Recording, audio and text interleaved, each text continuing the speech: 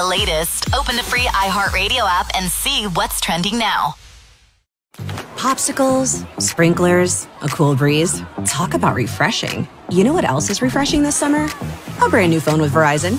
Yep, get a new phone on any plan with Select Phone Trade-in and My Plan. And lock down a low price for 3 years on any plan with My Plan. This is a deal for everyone, whether you're a new or existing customer. Swing by Verizon today for our best phone deals. 3-year price guarantee applies to then current base monthly rate only. Additional terms and conditions apply for all offers. Ever wanted to stay on vacation longer? Us too. With Vrbo's long stay discounts, you can stay longer and save more on select properties. Gotta love a win-win. Book the perfect summer getaway today with Vrbo Private Vacation Rentals. Your future self will thank you later. It's summer sales event time at Metropolitan Ford in Eden Prairie. Learn about and capitalize on the 2-year, 25,000-mile premium maintenance plan. Eligible for 2024 and 2025 Mustangs, the Escape, F-150, Mustang Mach-E, and many, many more. Buy or lease excellent rides during the summer sales event at Metropolitan Ford in Eden Prairie, 494 and 5. MetropolitanFord.com. It's your summer sales event superstore. It's a new talk show just for the Dakotas. Dakota Mornings with Michael Bell. Weekdays from 9 till 11 on K-Fire 550, 99.7, and iHeartRadio.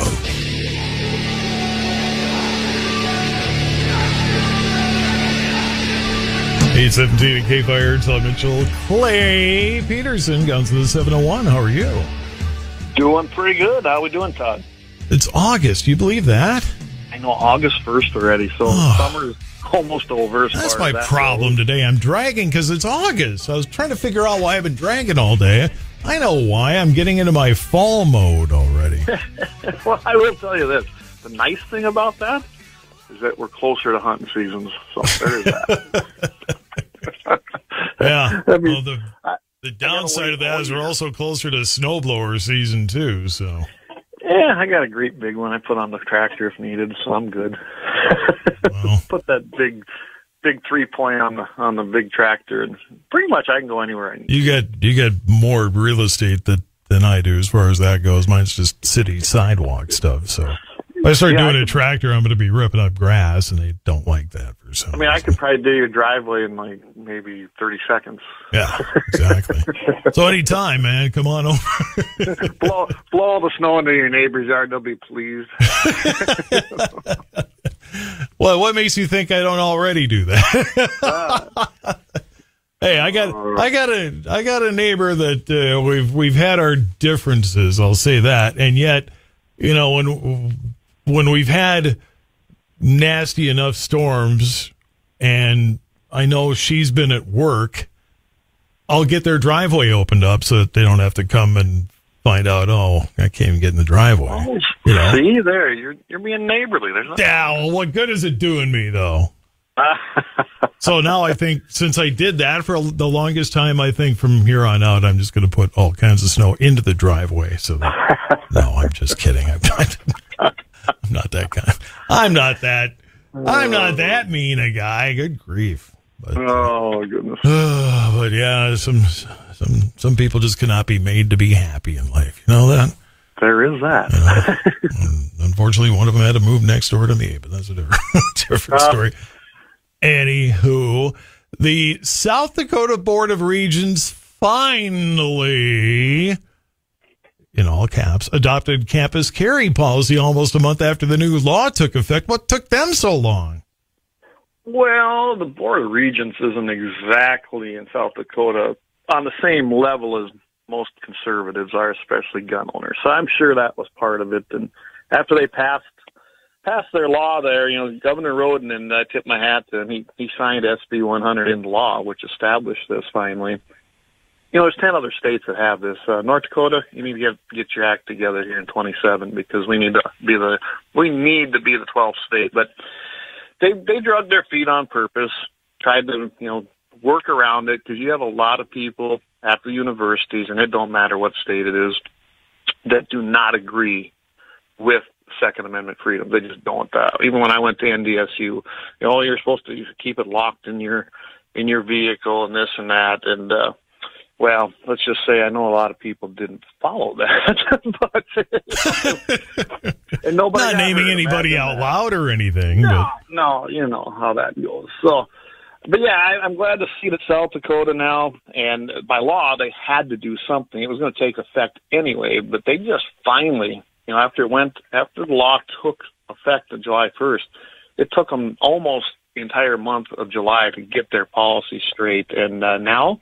You know, it's great to see that if you're a Second Amendment supporter, a Second Amendment practicing carry person, you now have rights as a university student or people visiting in South Dakota's public universities. So I'm glad to see this. It was a big win for freedom, essentially, as far as I'm concerned.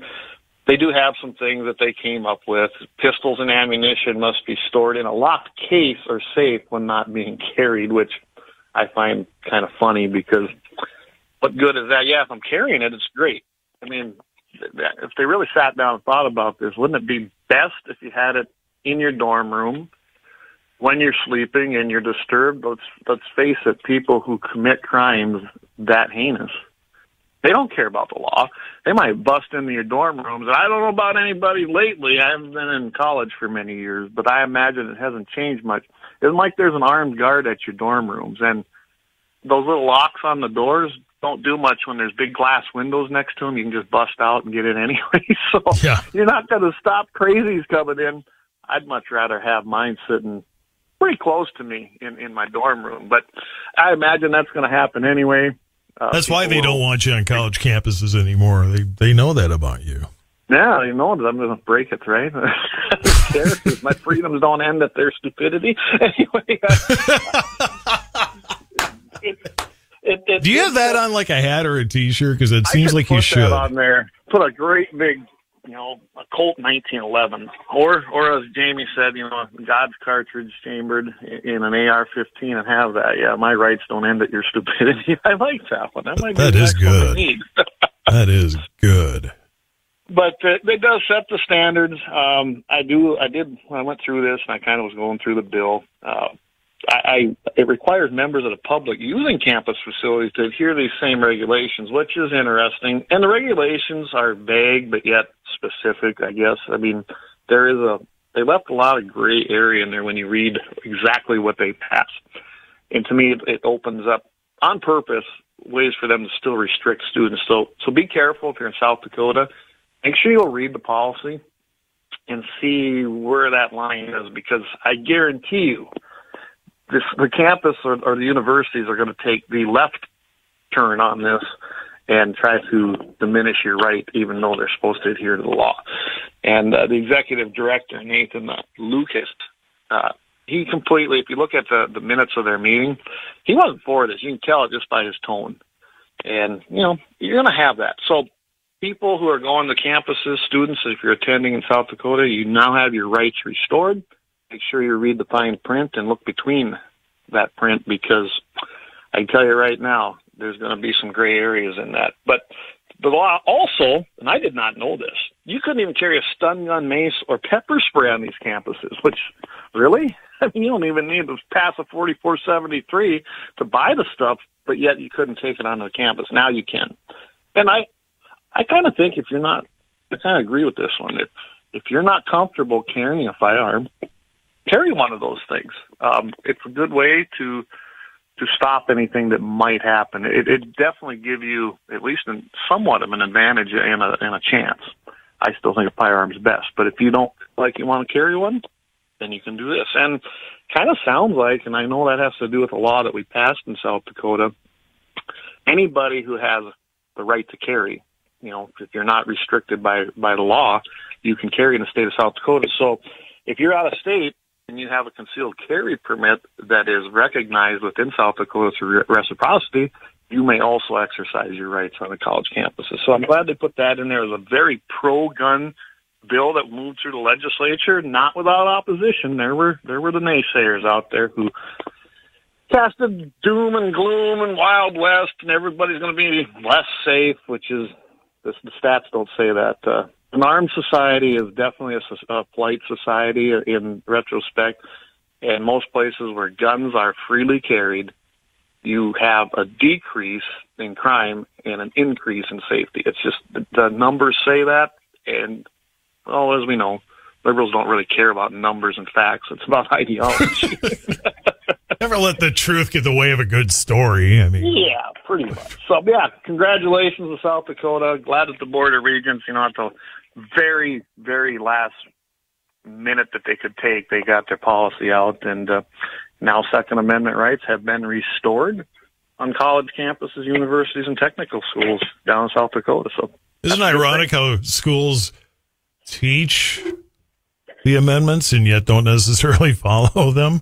Oh, all the time. And they I can tell you, I went, 1993 is when I entered as a freshman at NDSU. That's a long time ago. Oh, you're just a pup. Just a pup. But back then even, they weren't teaching, they essentially weren't teaching the amendments as written. They were trying to put their little revisionist excerpts in there. That's how I got into it with my political science professor. She didn't like me much because I'd always call her out on it. Believe it or not, I was in college. I started out, I was going to be an attorney. So, yeah. Wow. All the class. That was my But goal. then they weren't going to, let you pass the bar if you're going to carry. So you got to make up your mind, gun or law degree. Which is it? You can't have both. The biggest thing, they couldn't change my thinking, my ideology, and that really bothered a lot of them. So they didn't care for me in a lot of them classes. I had I'm the guy that raised my hand going, wait a second. I had this I don't think you're right. uber far left journalism professor, and he actually pulled me aside one day. He said, you realize you're my favorite student to get into a discussion with? It's because you will actually have the discussion. Mm-hmm. And take a contrary position, not just sit there and go, like I actually challenged him, and I got to admit, and in retrospect, he's one of my favorite professors, never mind the fact I didn't agree with him on anything whatsoever. But all the classes I took, my history professor and my English one, which I hated English, which I did better in college English than I ever did in high school. I hated that class. But both of them were leftists. I could tell it. But like you said, you could have a conversation with them, and they didn't get mad. We weren't going to change either one's mind. But it was a good discussion, and at least it brought some kind of a question in front of everybody to make sure everyone had another viewpoint. And I appreciated that from them, too. Well, my political science professor, she pretty much told me she was going to flunk me if I didn't change my mind. And my mind. But that's the difference between 80s and back was kind of one philosophy. 90s and forward was kind of another one. Yeah, it was the beginning of all this. Now, what we probably see today, I think that it went into high gear in the 90s. We saw it even at the end of high school. Luckily, I went to a high school that did not have that yet. It has made its way in there now, but I think you started really seeing it kick into high gear then. Don't even start me on my high school. Don't even. Although we've turned out some decent basketball players of late in Minnehaha Academy, like 3 of them in the NBA, I think. So because that's important. But. Well, considering how terrible they were when I went to school there, at least they figured that part of it out. They've screwed up a lot of the rest of it, but they figured that part out. I can give them that much credit. They've only taught history and government classes correctly. Might have good voters then. But anyway, Minnesota. Well, but correctly it's a moving target definition. There, does it give you something you can relate to, a moving target? Yeah, there you go. It all depends on the person you're asking what it means, because Lord knows that you're going to get one thing out of, like the people that teach at your old school versus what you would say. True, but I can tell you, Constitution is not opinion; it's fact, and that's where the people always cloud that. And that old thing, that's really old, Reg, They didn't have a speed limit in the Constitution either. I suppose you want to put one of those in there too. Well, I'd like to eliminate it, but that's a whole nother discussion. I don't believe in victimless. You want to go back to Montana back in the day, right? No speed limit. I was actually old enough to be driving out there when the second time it came around, and it was great. I loved it. Every time I was heading, if I had to head west anywhere, made sure I took the Montana route because it was fantastic. You didn't have to worry about victimless crimes out there. In fact, I got passed by patrolmen at different times. I don't know where they were going because I was rolling along pretty good, but I guess they wanted to go faster. So it was a dare, because then if you went and passed them, then you were going to get the ticket at that point. I was going 95 in my T-Bird, so I thought I was fine. I didn't have to go any faster. And he didn't have his lights on, so I don't know where he was going, but he was going there faster than me, and I thought that was cool. I wish I'd have had a phone with a video then, because that'd have been really nice to post somewhere. Well, back in my day, you would have had videos. Just would have been a big camcorder on your shoulder, and a huge one, yeah, big one, yeah, yeah, and that would have made driving a little awkward. Yeah, distracted driving at its nth degree. Yeah, right? I was going to say, it actually wasn't distracted driving yet because they hadn't invented that yet. That's right. Yeah, that was a new it really was more distracted driving than today's distracted driving was, but or is. I'm sadly of the age of remembering driving through Montana round trip twice at a 55 mile an hour speed limit. So the crew set on 58 trying to get there in a hurry. Well, even after they got rid of that, it was $5 or something. I remember that distinctively because I did get pulled over, but they didn't. But it was a way different time, and the patrolmen that were out there were way different. They didn't really care. They kind of knew the joke too. I mean, it's 700 some miles across Montana. You need to drive a little faster. It's a long way across. Well, especially so much of eastern Montana. I mean, I realize you get out to the west and it gets all windy and stuff. Yeah, you probably ought to settle down a little bit. Well, you kind of forced to. But Glendive, Miles City. I mean, come on. Yeah, 55, really? I know. This is what happens when one size fits all government tries to happen, because in the Capital Beltway in Washington, you probably shouldn't go much faster than 55. It's crazy over there. Yeah, but it's nuts, isn't it? To say the same should apply in the Dakotas or eastern Montana is silly. And that's after the break. I imagine we're going to talk about the one size fits all in the state of Ohio, because that's a good example. Don't even start me on Ohio. Good grief. That crazy state. Another state I had to escape from, Minnesota and Ohio. I escaped from both of them. Wow, well, you did the right thing. One in 87, one in 97, and I'm staying put right here. 8:33. Clay, I'm Todd Gunz of the 701. We got more coming up. It's Mitchell in the Morning, K-Fire 550. A new survey shows U.S. corn growers fear losing access to key herbicides, and true armyworm infestations are reaching damaging levels. Now getting into North Dakota. Todd Mitchell pinch hitting on the Dakota Farm and Ranch Report. Join Piper's Auctioneers for these upcoming land auctions featuring over 14,000 acres of cropland, hayland, and hunting land throughout the upper Midwest. Piper's August land auctions feature an excellent 80-acre farmstead near Dodge, North Dakota, 80 acres of cropland in Renville County, and an excellent 320-acre property in Ward County with a gorgeous shop home near Carpio. For full details and online bidding on dozens of land and equipment auctions throughout the region, log on to Pifers.com. Pifers, celebrating 25 years of proven results.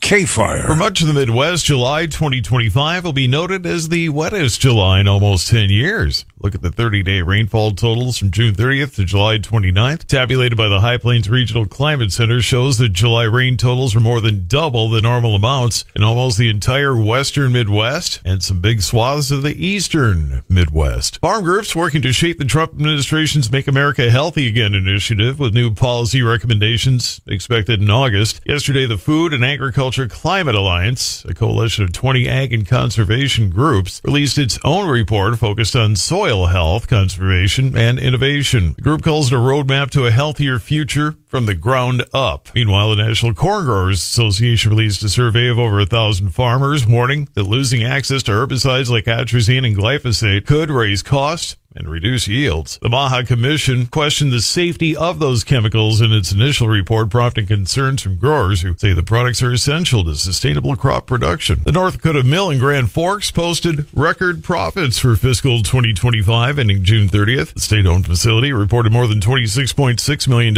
in profits, a 28% increase over last year's record, $20.7 million. Mill President and CEO Vance Taylor credited North Dakota farmers for delivering high-quality wheat and durum, along with a 7% increase in shipment volume. The mill, which sells flour under the Dakota Made brand, is overseen by the North Dakota Industrial Commission. Despite lower wheat prices compared to recent years, the mill said new marketing strategies and strong branded product sales help boost performance. And the I-29 Moo University Dairy Webinar Series continues Tuesday, August 12th, with a webinar focusing on revisions to the USDA milk pricing system, with a presentation from Lawrence Jones, a consultant from the Farm Institute, addressing several important questions like, why do we price milk the way we do? What is a make allowance? What's the rationale behind changing the federal milk marketing order formulas? And what are some of the unintended consequences of those changes? No fee to participate, but online registrations required at least an hour prior to the webinar. Saul Mitchell, pinch hitting on the Dakota Farm and Ranch Report. K-Fire, your ag authority. Here's what's trending now on the new and improved iHeartRadio app. Okay, we have two must-hear interviews. First, Aaliyah Kateb. She joins Tama Daddario, and she talks about her Love Island journey, from her situationship, the producer drama, and life after the villa. Then, on Drama Queens, Stephen Coletti, remember him? Stops by to spill all the One Tree Hill secrets, from the steamy scenes and the off-screen romances. It's all happening. You don't want to miss this. Explore the latest. Open the free iHeartRadio app and see what's trending now. It's summer sales event time at Metropolitan Ford in Eden Prairie. Learn about and capitalize on the 2-year, 25,000-mile premium maintenance plan. Eligible for 2024 and 2025 Mustangs, the Escape, F-150, Mustang Mach-E, and many, many more. Buy or lease excellent rides during the summer sales event at Metropolitan Ford in Eden Prairie, 494 and 5. MetropolitanFord.com. It's your summer sales event superstore. K-Fire. Fox News, I'm Tom Graham. President Trump's tariff deadline is here. His administration slapping dozens of countries with fresh import taxes. Fox's Peter Ducey at the White House. Countries that were not making specific new deals for themselves with the U.S. were just told what their new rates are going to be. Mostly 15 to 20%, with some much higher. The highest in the world now, Syria, 41%. The new rates will take effect in 7 days. A manhunt underway in Tennessee for a quadruple killer. Austin Drummond is accused of murdering 4 family members and abandoning a baby in what investigators say was a random yard. It was a targeted attack. We don't think that there's a need for the community to be concerned as far as it being some type of random act or anything like that. Tennessee District Attorney Danny Goodman Jr. $15,000 reward is being offered. America's listening to Fox News. K-Fire, your news authority. You've got an app for music, an app for photos, maybe even one that helps you sleep. But only one app puts the live radio dial in your pocket and lets you save your favorite stations, playlists, and podcasts as presets. Get the free iHeartRadio app, the #1 app for radio. Ever wanted to stay on vacation longer? Us too. With Vrbo's long stay discounts, you can stay longer and save more on select properties. Gotta love a win-win. Book the perfect summer getaway today with Vrbo Private Vacation Rentals. Your future self will thank you later. What does over 60 years of mowing performance sound like when you engage the forged steel mower deck and comfortably ride along, leaving a beautiful precision cut? You just have to get in the seat. Find the right John Deere mower for you at johndeere.com. In today's Marketers Report, Erica Taylor, Chief Marketing Officer of Genentech, weighs in on audio's ability to reach any audience. Everyone is listening somewhere, somehow. So it's a great way to take something very precise in what we're trying to do to reach patients with something that I think we can all agree is somewhat broad in reaching many, many different audiences. As the #1 audio company, iHeartMedia can get more people to hear your message than anyone else. For better results for every budget, visit iHeartAdvertising.com. BOTA spells Boda, as in Boda Box, the award-winning wines in recyclable boxes. Why do millions of people love Boda? They know great wine when they taste it. Whether you're into big, rich reds or crisp, refreshing white wines, Boda Box always delivers on deliciousness. That's BOTA, Boda Box. Find it in the wine aisle. Please drink responsibly. Copyright 2025 Boda Box Vineyards, BodaBox.com. Here's your AccuWeather forecast. Today, expect cloudy skies with a thunderstorm this afternoon, reaching a high of 75. Tonight, it stays breezy with more clouds and a chance of thunderstorms, possibly bringing heavy rain and strong winds with a low of 61. Tomorrow morning remains breezy, turning cloudy with a few showers and a thunderstorm, hitting a high of 73. Sunday, we'll see a mix of sun and clouds with a chance of a passing thunderstorm and a high of 76. Monday's forecast includes cloudy skies with isolated afternoon thunderstorms and a high of 80. With your AccuWeather forecast, I'm meteorologist Joe Lundberg. 841, 61 in Bismarck and K-Fire 550. More with Clay and Guns in the 701 next. You've got an app for music, an app for photos, maybe even one that helps you sleep. But only one app puts the live radio dial in your pocket and lets you save your favorite stations, playlists, and podcasts as presets. Get the free iHeartRadio app, the #1 app for radio. Help the planet with a tip from iHeartRadio Earth. Spending time outdoors can improve overall health and wellness. Celebrate Earth Day and take advantage of nature's health benefits by visiting a local park.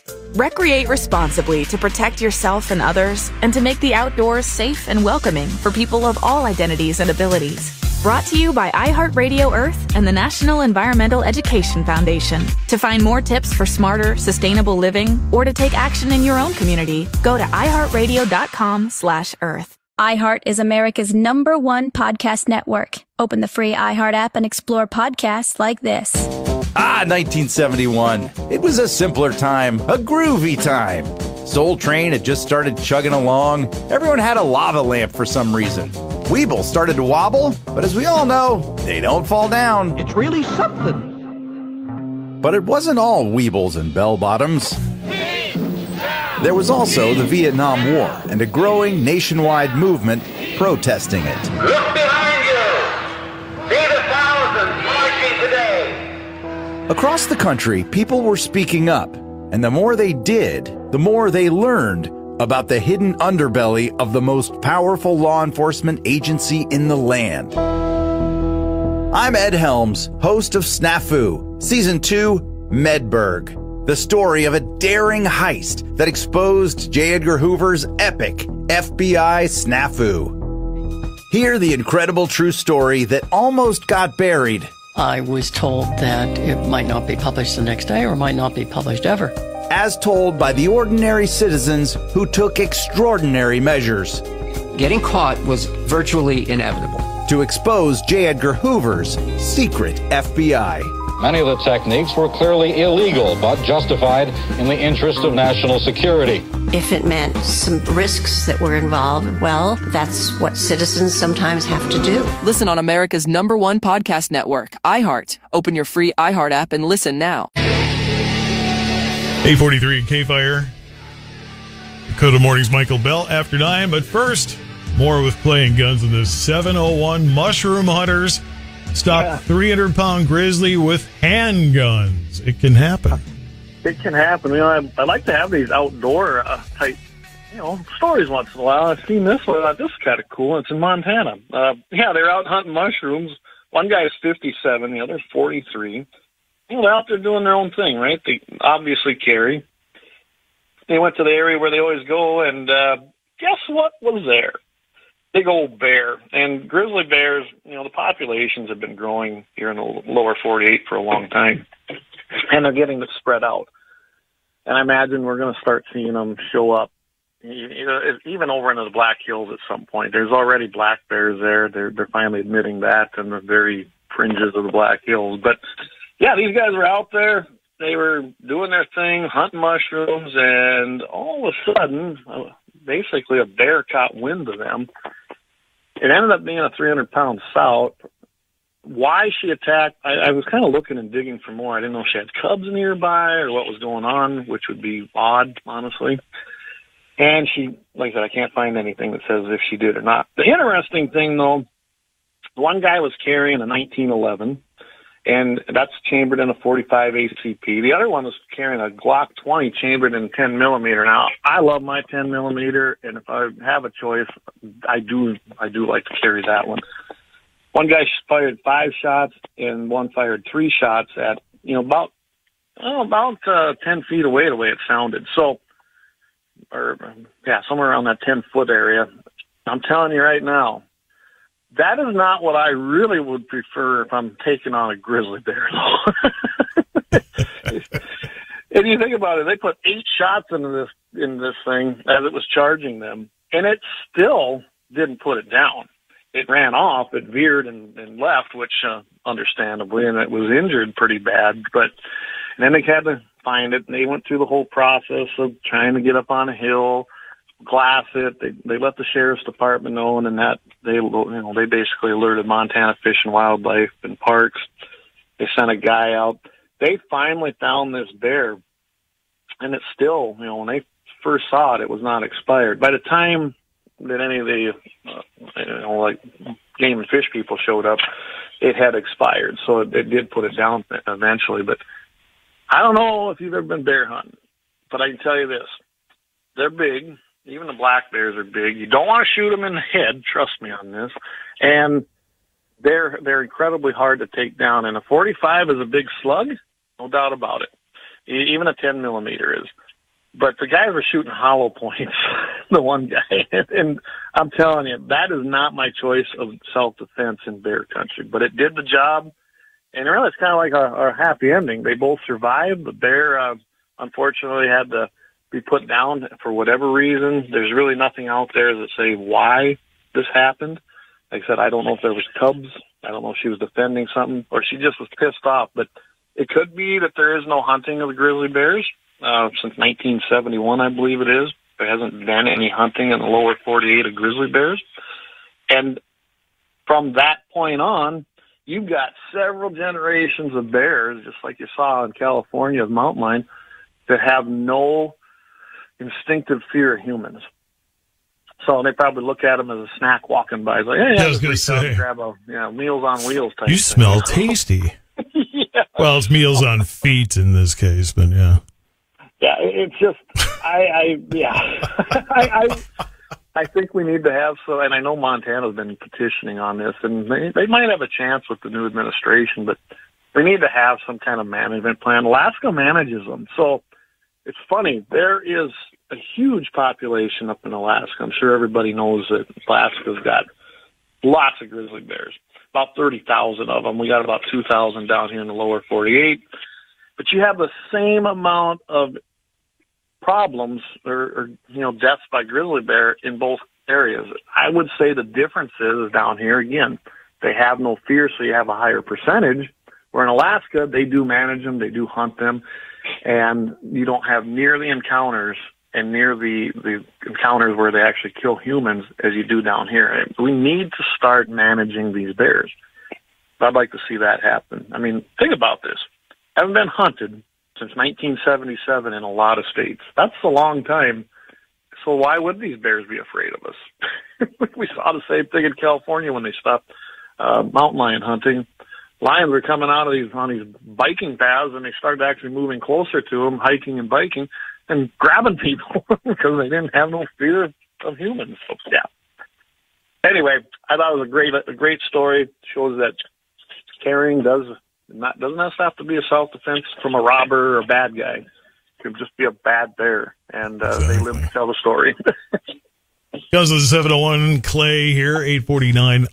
The Attorney General in Ohio slaps down a county fairs no guns allowed policy. I had to look up what county it was, and I would have thought in Urbana, Ohio, it would have been followed very selectively, and maybe I'm way off. It's been 30 years since I lived out that way, but that one surprised me that's where it was, but oh well. Yeah, for whatever reason, you'd have thought that, you said selectively followed, kind of like some of the things around here, but they have a preemption law.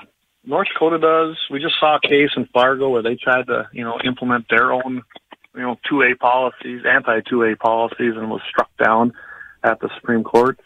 And I'd love to see an opinion. I'd like to see something go to Wrigley's office that it reinforces that as well, just like it happened in Ohio. County Fair Board there, evidently out of their infinite stupidity, they decided, you know what, let's make this fair gun-free. I mean, and when they did that, there was an off-duty police officer. He's actually an off-duty police chief.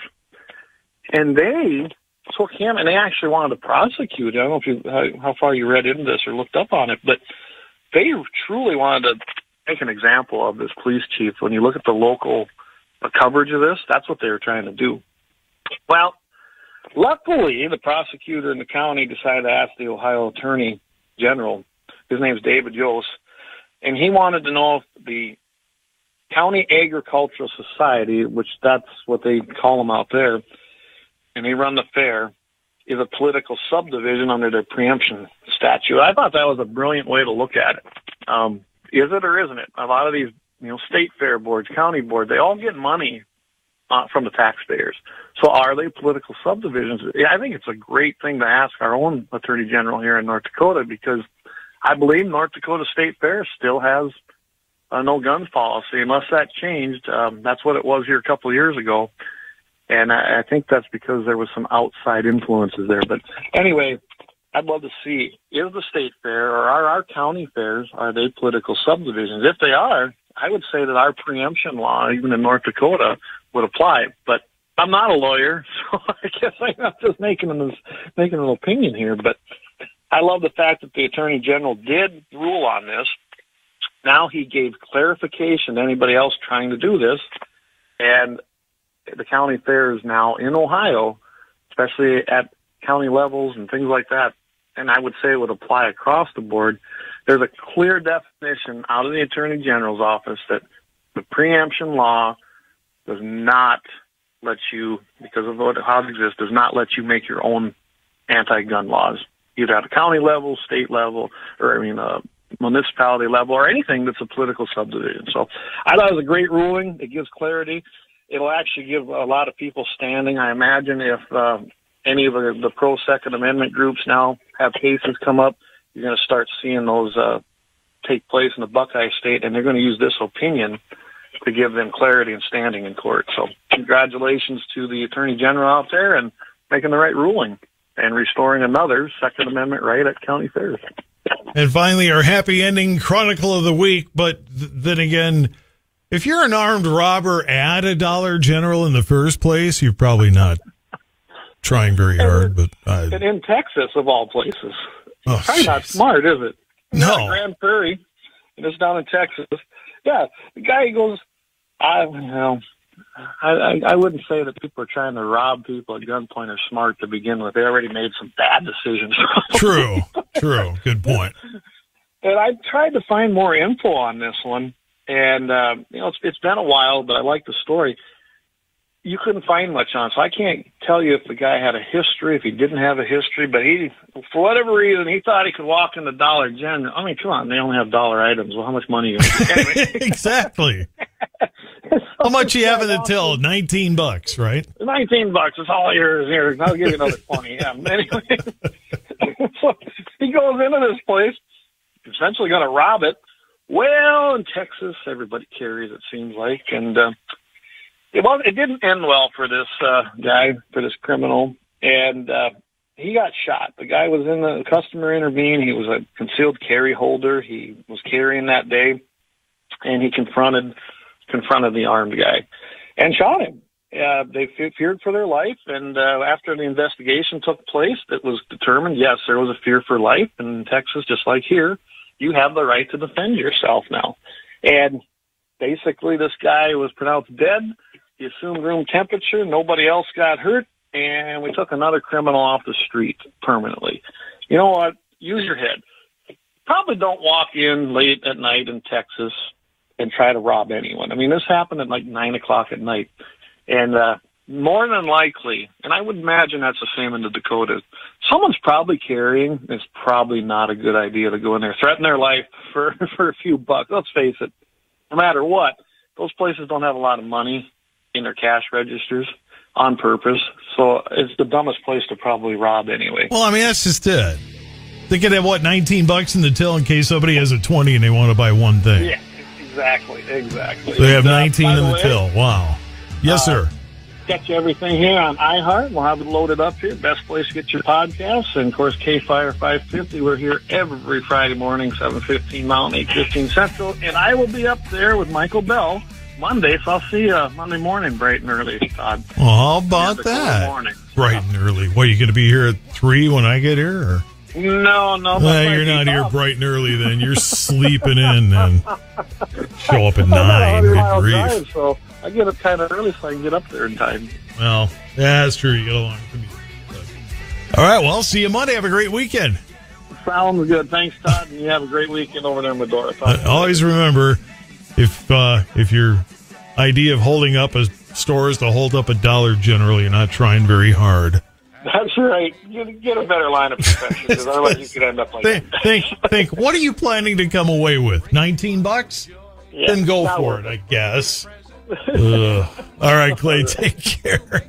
8:55. Happy birthday, Janice Wolfer of Linton. 72 coming up tomorrow. Pam Wetzel of Minokan, or at least I've got a Minokan mailing address.